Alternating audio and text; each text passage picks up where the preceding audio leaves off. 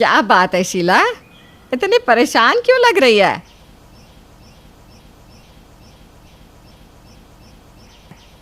तुझे अपने मन की क्या बताऊं।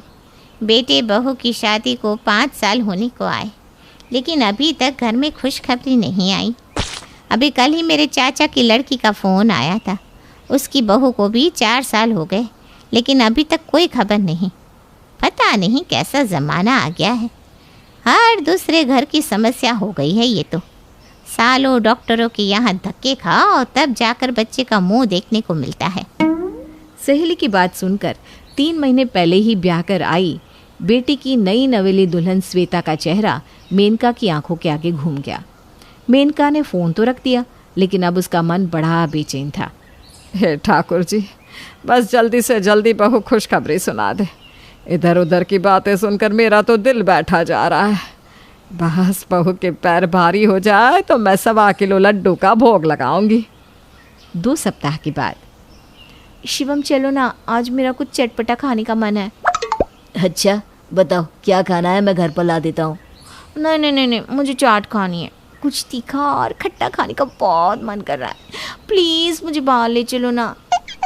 श्वेता और शिवम की बातें उनके कमरे के बाहर से गुजर रही उसकी सासू माँ भी सुन लेती है। स्वीटी, बहू का खट्टा खाने का मन कर रहा है, कहीं खुशखबरी तो नहीं है? हो भी सकता है मम्मी। 1-2 दिन पहले ही भाभी भैया से कह रही थी कि उनकी तबीयत कुछ ठीक नहीं लग रही है। अरे वाह वाह वाह ठाकुर जी, आपने तो बड़ी जल्दी सुन ली मेरी। अब बस जैसा मैं सोच रही हूँ ना वैसा ही हो। मैं तो सच्ची 1.25 किलो के लड्डू का प्रसाद चढ़ाऊंगी। श्वेता और शिवम बाहर खाना खाने चले जाते हैं और देर रात को बाहर से घूमकर वापस आते हैं। अगले दिन सुबह 7 बजे। अरे बेटा श्वेता, 7 बज गए हैं, तुम अभी तक सोकर नहीं उठी? क्या हुआ बेटा, तबीयत ठीक नहीं है क्या? हाँ मम्मी जी, वो मुझे बड़ी कमज़ोरी लग रही है और बार बार उल्टियाँ आ रही है, इसलिए शिवम ने बोला कि मैं कमरे में आराम करूं। हाँ तो ठीक ही तो कहा शिवम ने, तो अपने कमरे में आराम कर, मैं सब देख लूँगी। स्वीटी, लग रहा है हमारा शक सही था, तेरी भाभी को तो उल्टियाँ हो रही है। अरे मम्मी, आप और कितना कंफर्मेशन चाहिए आपको? लगता है लड्डू गोपाल ने आपकी सुन ही ली। अब तो आप 1.25 किलो लड्डू चढ़ा ही दो। सही कह रही है बेटा।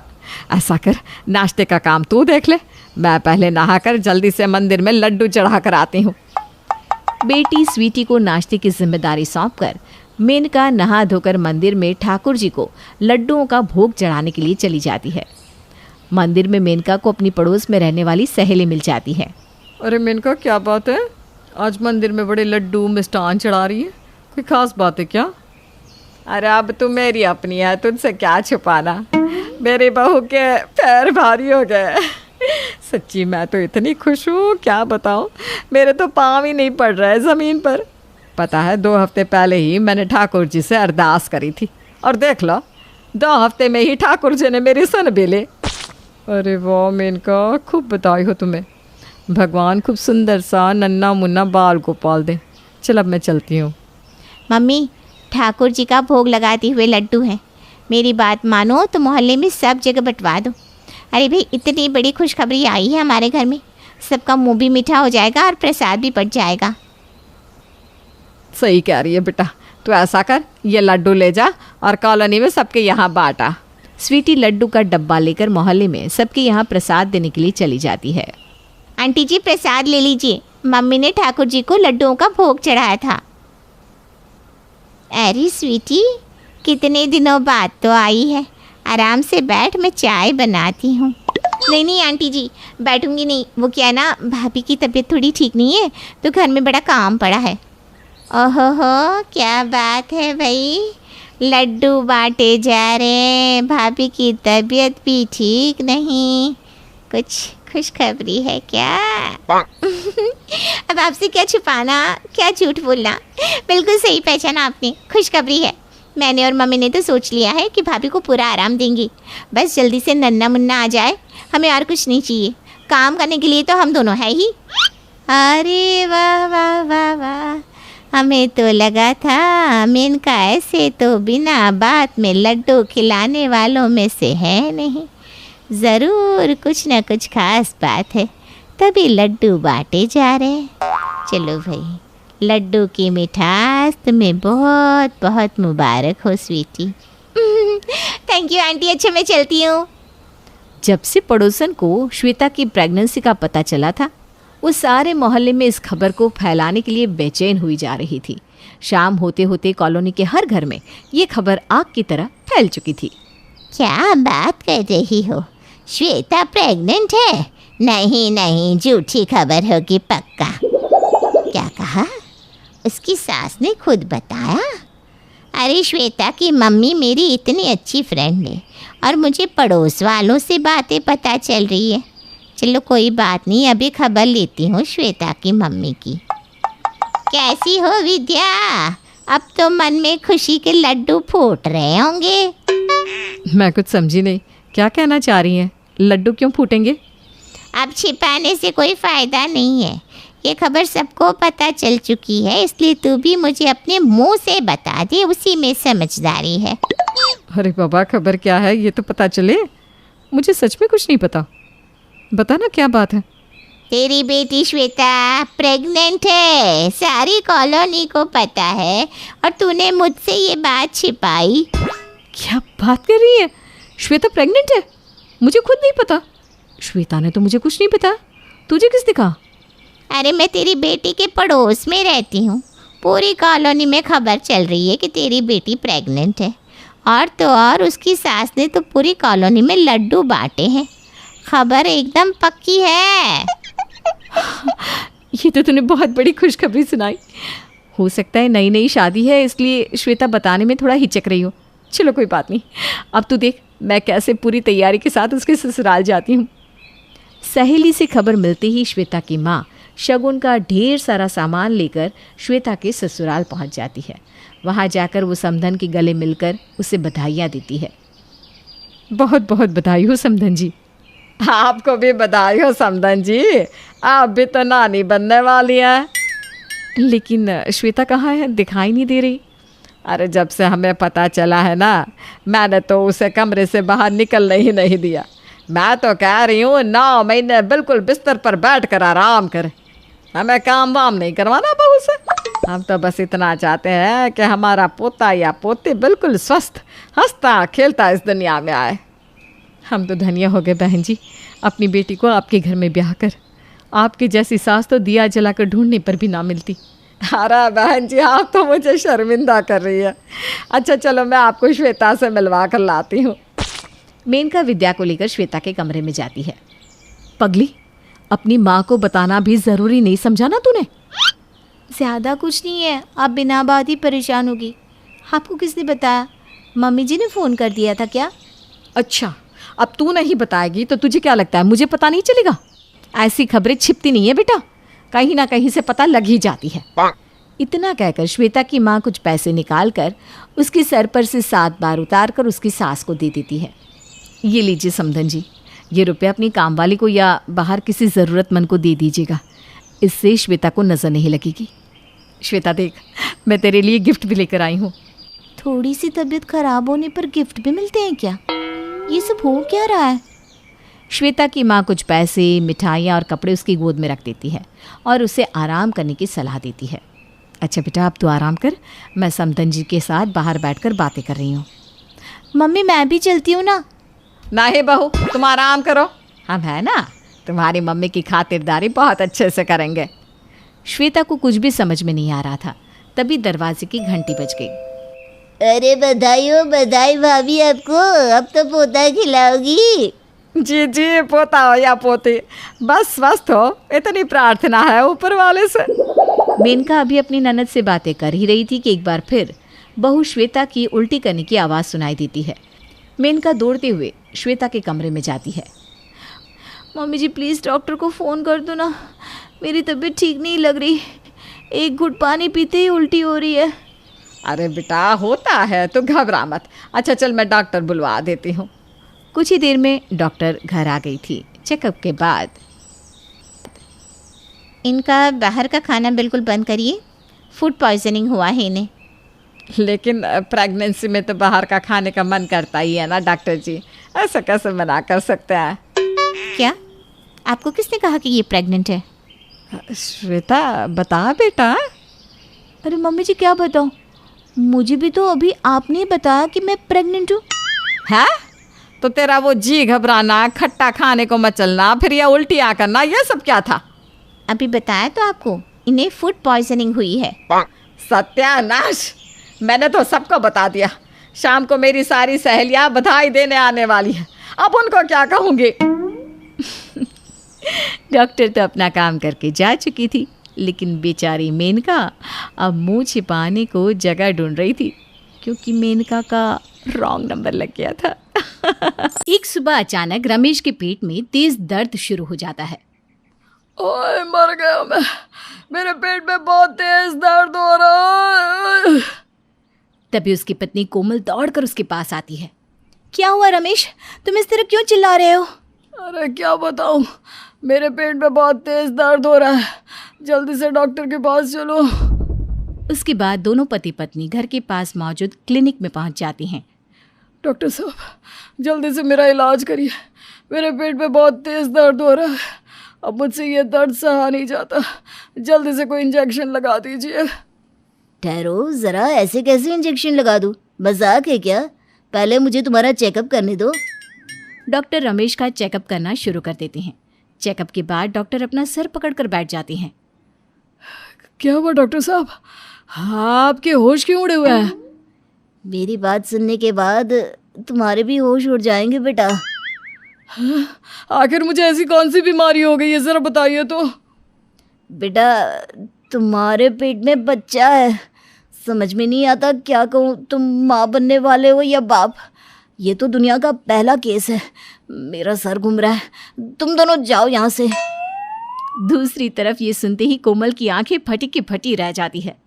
हे भगवान, ये सब मैं क्या सुन रही हूँ? ये बात बिल्कुल सच है, तुम्हारे पति के पेट में बच्चा है। अब इसका अच्छी तरह ख्याल रखना और इसे पौष्टिक आहार खिलाना। चलो तुम दोनों निकलो यहाँ से। उसके बाद दोनों पति पत्नी मुंह लटकाए अपने घर पहुंचते हैं। तभी रमेश की माँ मालती उन दोनों से कहती है, अरे क्या हुआ, तुम दोनों इस तरह मुंह लटका कर क्यों आए हो?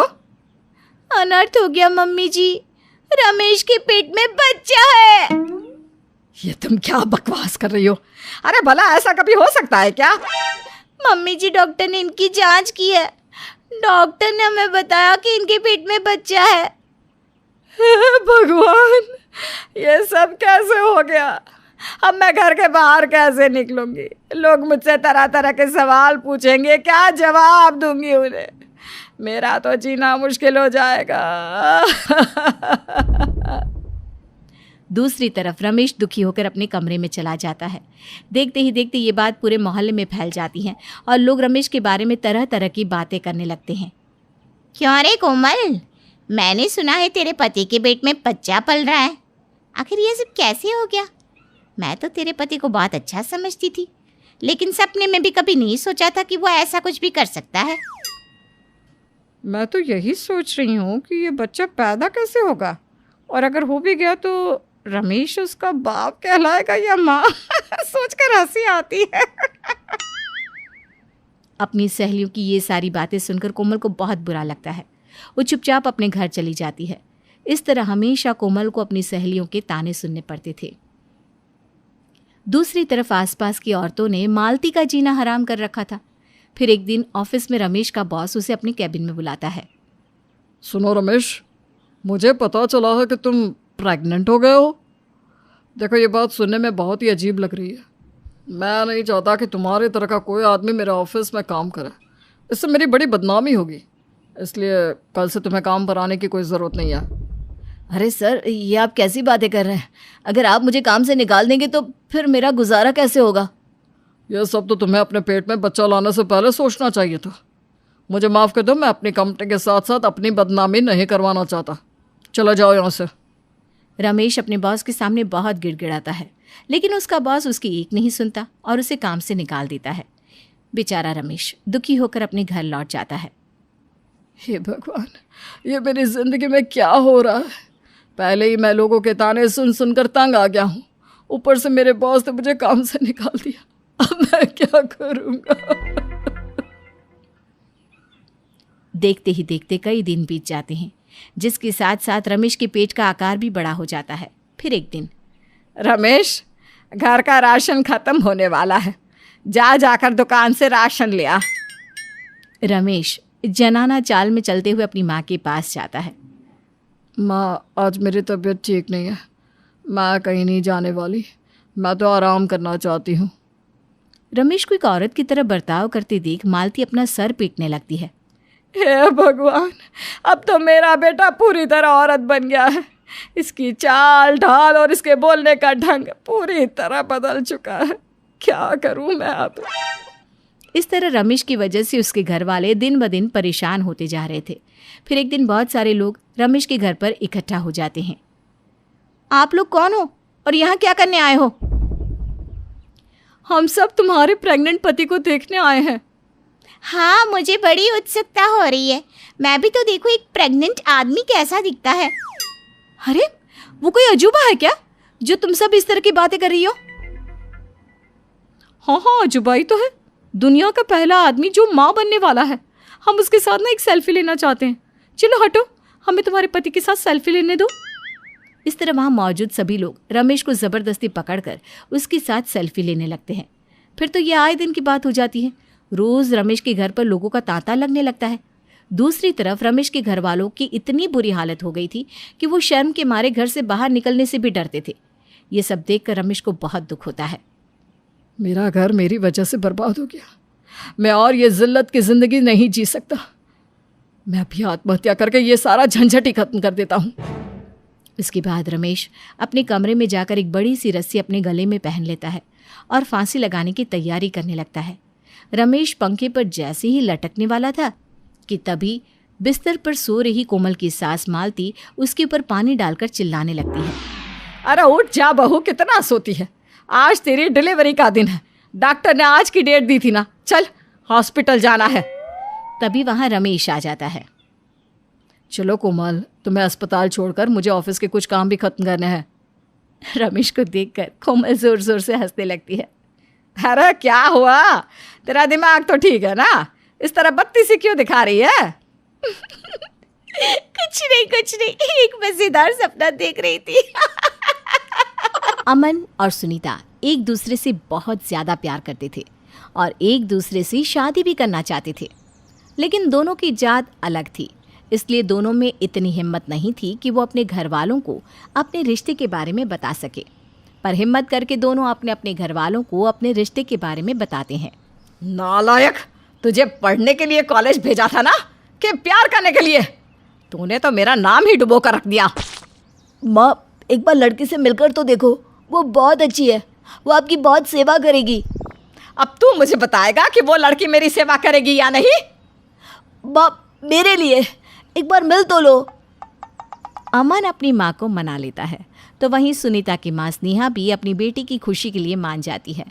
दोनों के घर वाले एक दूसरे से मिलते हैं और रिश्ता पक्का हो जाता है। पर शादी से पहले ही सुनीता और अमन के सामने एक परेशानी आ खड़ी होती है। अमन, बहुत बड़ी परेशानी हो गई है। क्या हुआ सुनीता? तुम परेशान लग रही हो, सब ठीक तो है ना? कुछ ठीक नहीं है अमन,